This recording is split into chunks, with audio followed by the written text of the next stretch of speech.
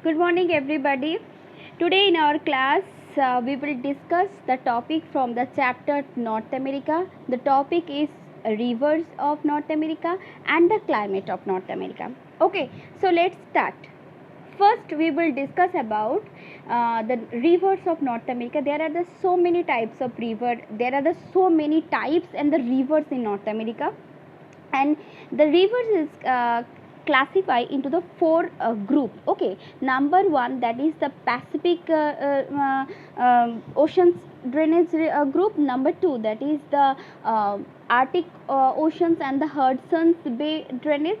So here I giving you example one by one. Like the Pacific oceans drainage, the river which is flowing into the Pacific oceans, like example the Yukon river, the Colorado river, the Columbia river. These are the important river which is flowing into the Pacific oceans. Number two, that is the Arctic oceans and the Hudson's Bay drainage. Okay, the river which is flowing into the Arctic oceans or the Hudson's Bay, like examples is the Mackenzie river, the Nelson river. These are the important river. Next, number three, the river which is flowing into the Atlantic oceans. Okay, like examples is the St. Lawrence river. This is the most important. The Hudson's and the Delaware rivers. Okay, these are flowing into the Atlantic oceans. Okay, number four, this is the Gulf drainage. Gulf drainage, which is the river which is flowing into the Gulf of Mexico. These are known as the Gulf drainage. Okay, here I giving you examples like important rivers. Is most important, it is also the longest river of North America. This is the Mississippi Missouri river and the Rio Grande river and the Alabama river. Okay.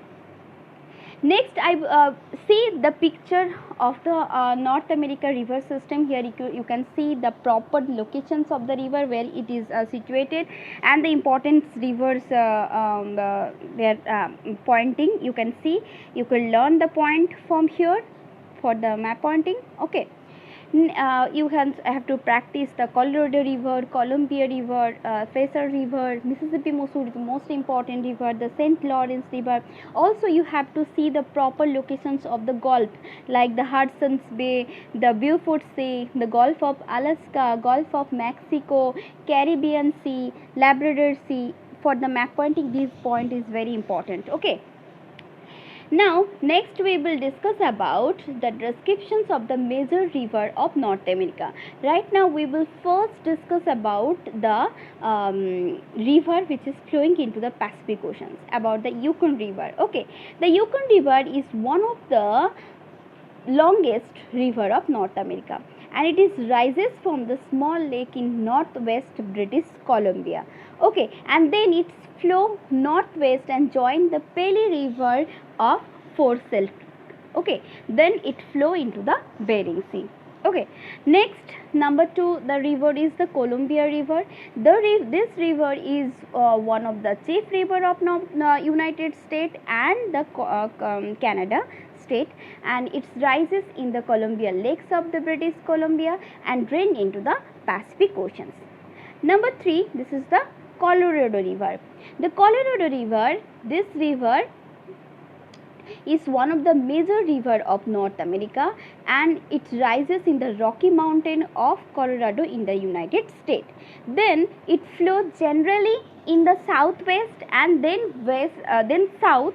Its flow about 2,430 kilometers, and it empty itself and then flow into the Gulf of California.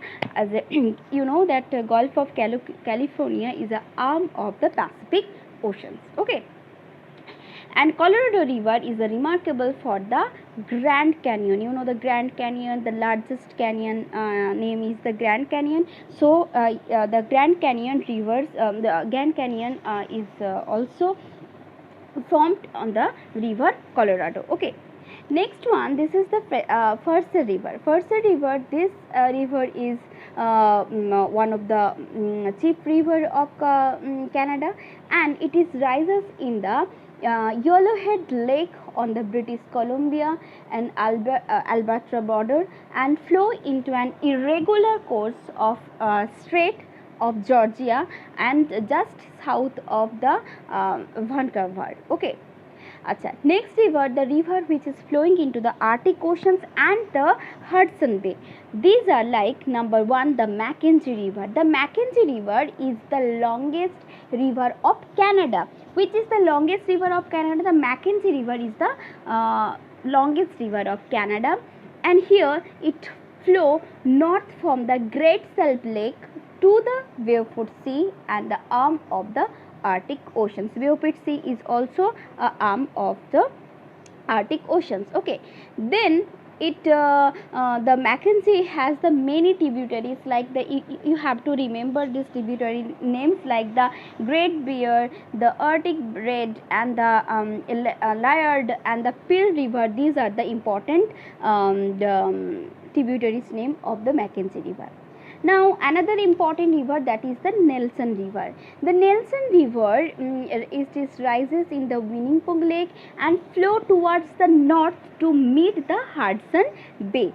Okay, then you can see the picture, the proper the river system. You already learned that, I think. Okay, so you have to see the proper flow from where the river is originated and where it is mouth. Okay, located. You have, and also you have to learn the all tributaries name, important tributaries name. Okay.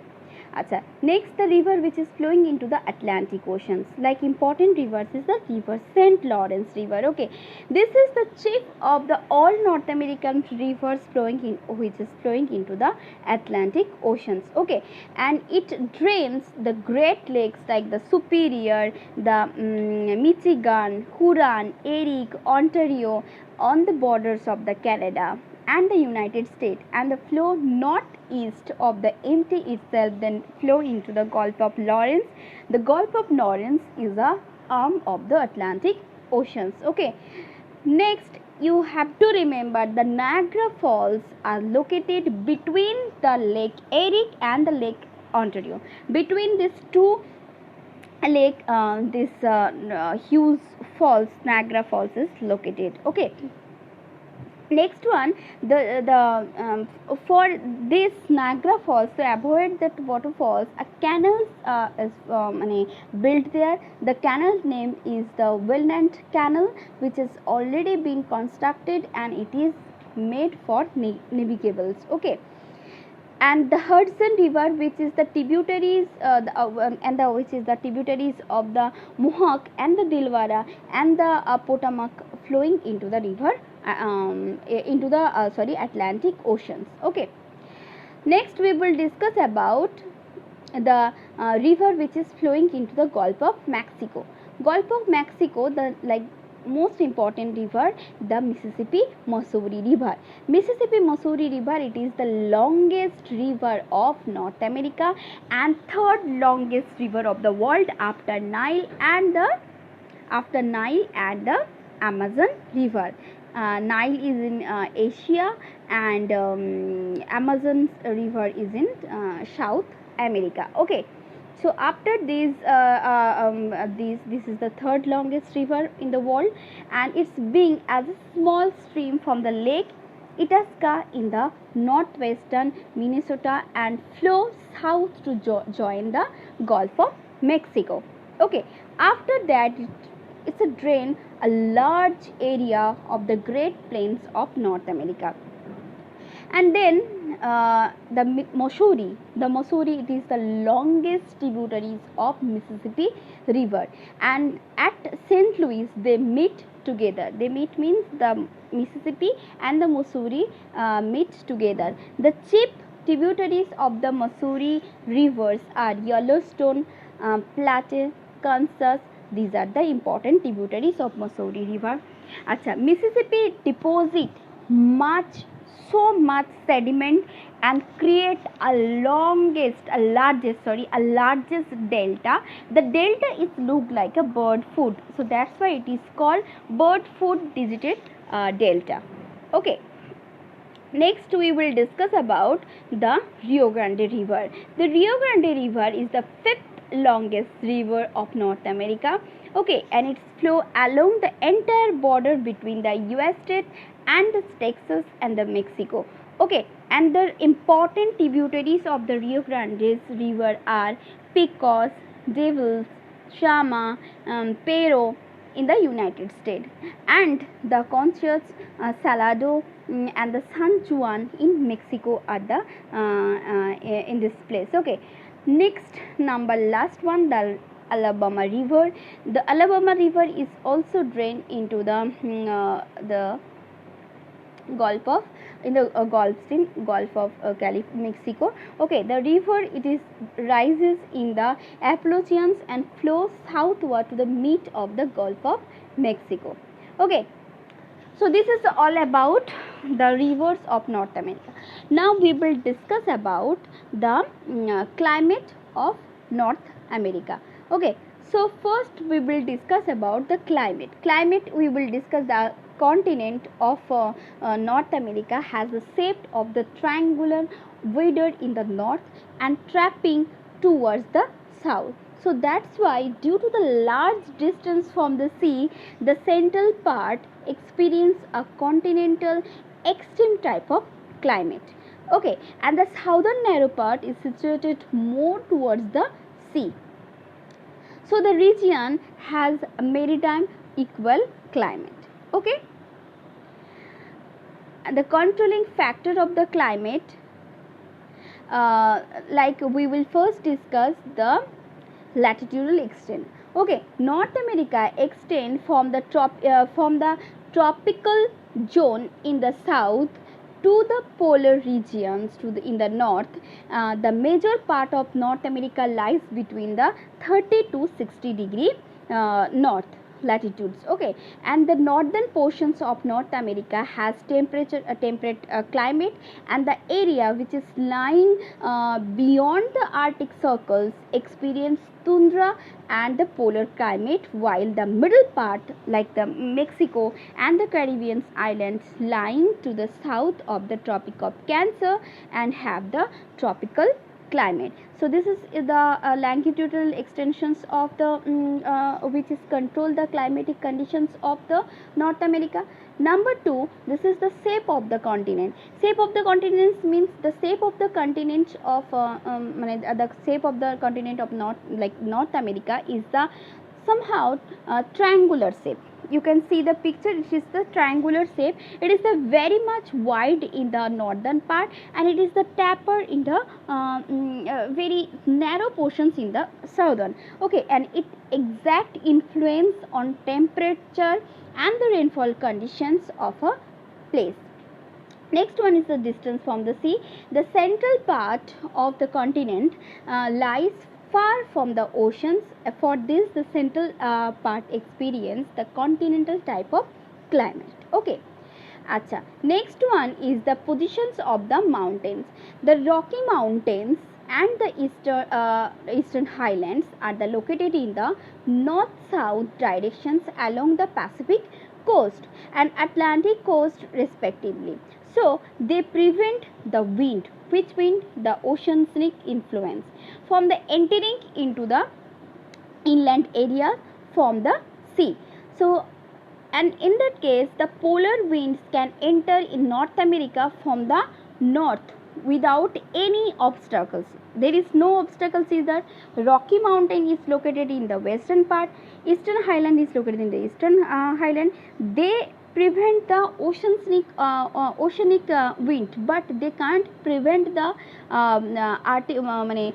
polar wind from the north side, because that one is there is nothing is there, a totally blank region. So so there is the polar wind is entered easily into the northern portion. So due to this, the temperature dropped below the freezing point in the winter, because of it is the even in the southern tropical regions also, and the moisture bearing wind from the Gulf of Mexico can also enter the mainland from the south, as there is no mountain to obstruct their way, or they prevent their way. So this is most important, the positions of the mountain for the controlling climate. Next, number one is another one is the oceanic current. The prevailing ocean's current also the exact direct influence on the climate of North America.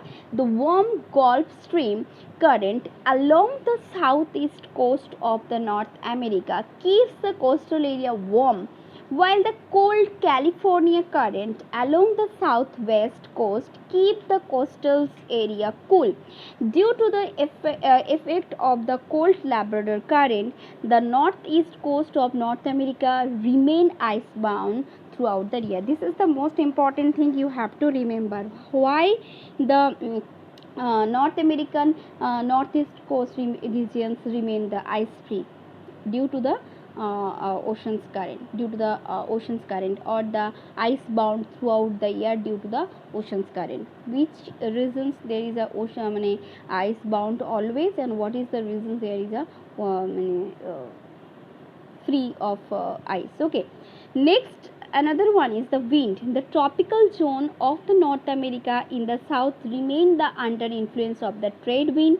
Okay, while the west coastal regions of the temperate zone is under the westerly wind.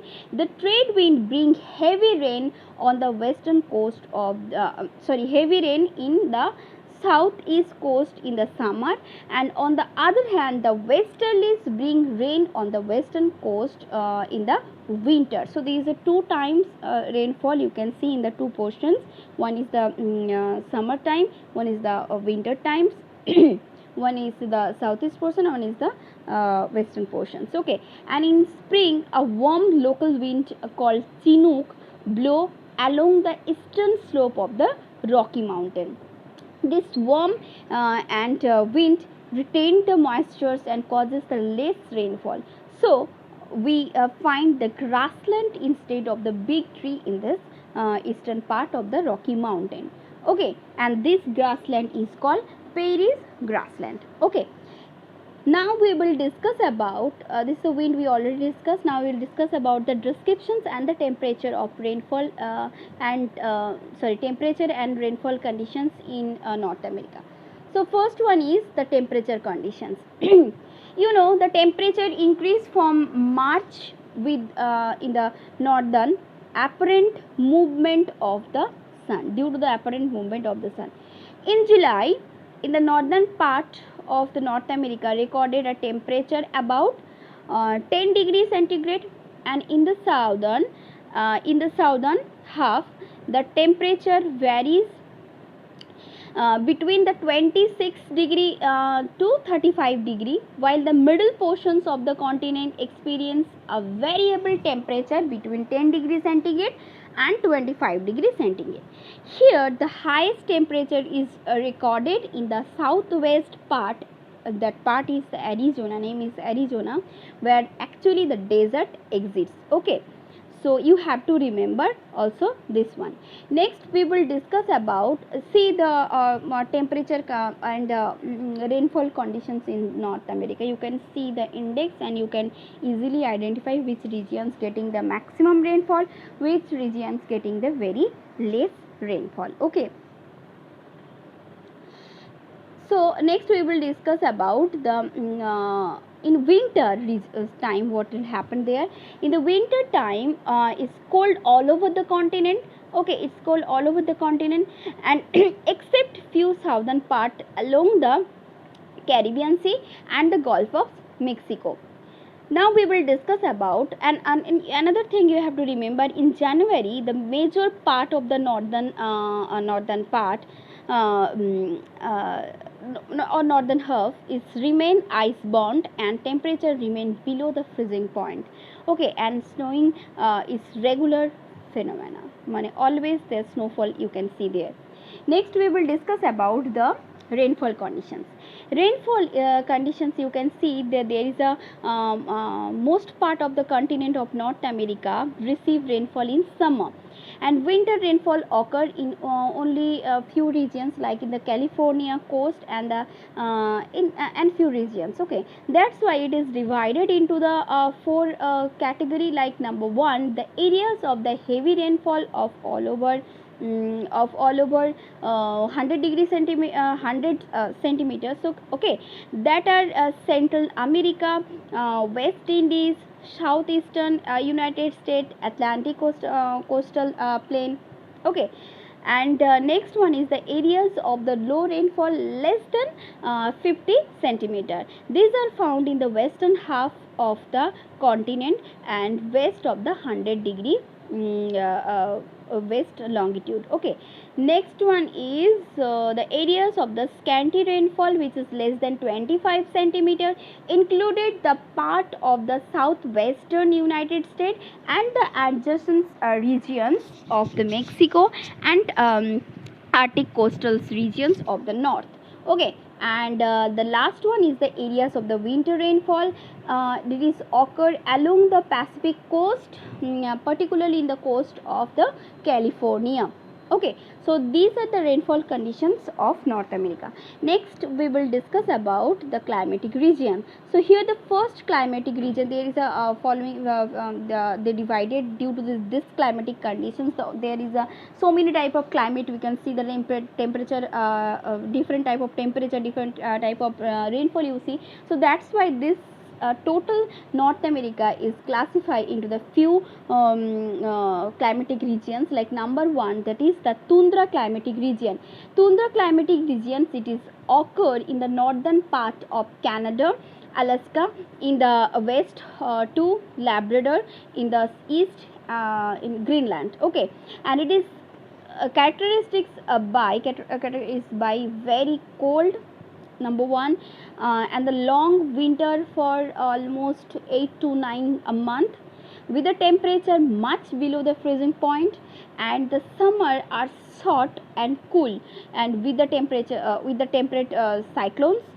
Snowfall takes place in winter. This is the main characteristics of the tundra climatic regions. Okay, number two, this is the cold temperate taiga type of climate. Here it prevails in regions of the south of the tundra regions, and it is lies in the belt of the southern Alaska across the southern Canada or the Labrador. Okay, and it is characteristics by the long and cold winter with the temperature below the freezing point, and summer are the warm when snow melt, and rainfall is very scanty in summer, and there is a heavy snowfall in winter. Okay, acha. Number three, this is the Laurentian type of climate. It's occurred around the valley of the river St. Lawrence, and it extends from the lake regions in the north, in the it is in the southeast coastal regions covering the eastern Highland. Okay, under the influence of the cold Labrador current, winter are the very cold, and the St. Lawrence River often get frozen. Okay, due to this cold current. Okay, the river are getting frozen. Okay, the amount of rainfall is very low, and in the southern part,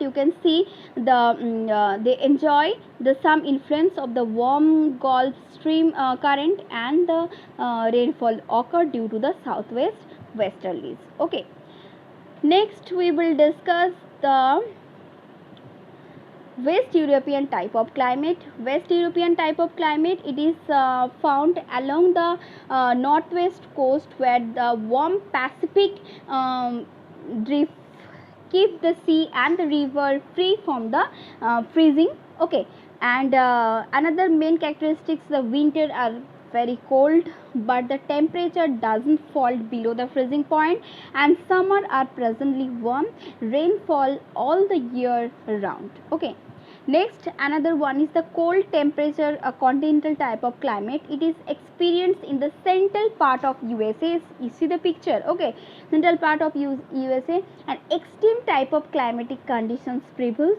Summer are very hot, winter are cold, rainfall is very small and uncertain, and the climate is also known as the Paris climate.